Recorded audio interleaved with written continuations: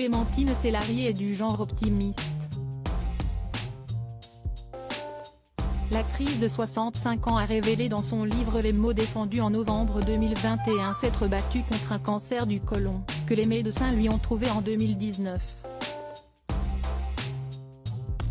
Aujourd'hui guérie, la comédienne souhaite libérer la parole sur cette maladie qui touche des dizaines de milliers de Français chaque année.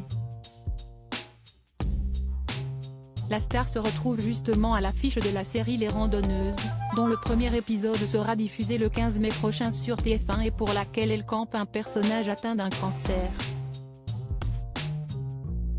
Récompensée d'un prix d'interprétation au festival Sérimania, l'artiste s'est livrée sans filtre sur son combat pour sa santé dans les colonnes de Télé Loisirs pour leur numéro de ce 8 mai.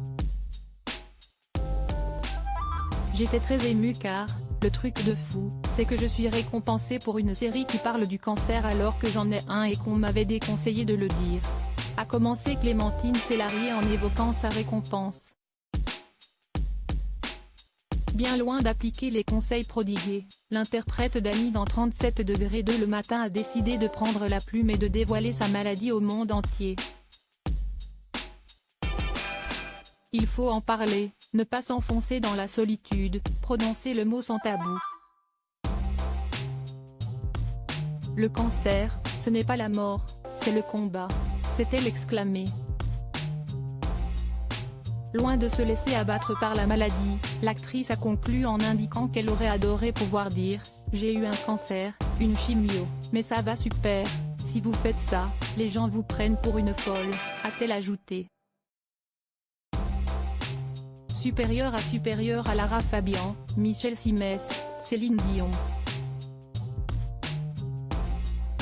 Les stars qui ont brisé le tabou de la maladie en 2022, espoir de guérison et menace de récidive. Ce qui a surtout aidé Clémentine Célarié à dédramatiser son cancer, c'est de s'en remettre à l'art. Je croyais que l'art, ma passion, me protégerait.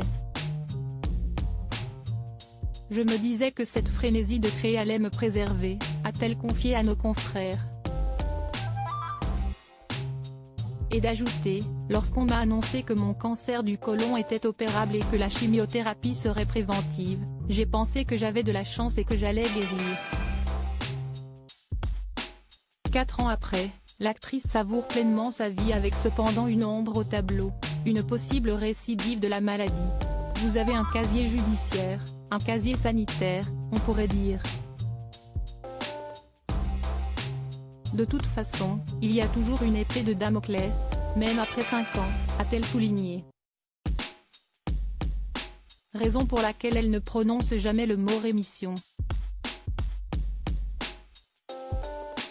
Crédit photo, Coadic Guirec.